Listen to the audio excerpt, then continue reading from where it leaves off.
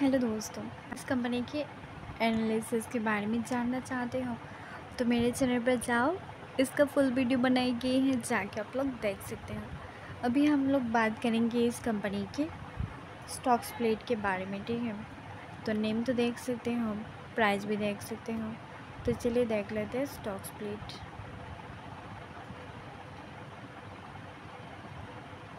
तो देख सकते हो दोस्तों, ये जो कंपनी है स्टॉक स्प्लिट नहीं है। राइट्स इशू के बारे में कहा जाए, राइट्स इशू भी नहीं है। बोनस के बारे में कहा जाए तो देख सकते हो, बोनस वो भी 24 साल में दिए हैं, 1:1 दिए हैं। और इसका डिविडेंड के बारे में कहा जाए तो देख सकते हो, ये है डिविडेंड 25 साल में अभी भी डिविडेंड नहीं दिया है, ठीक है। और 24 साल में देख सकते हो 2 बार ही डिविडेंड दिए हैं। तो आज के लिए इतना ही। मैं गॉड ब्लेस यू।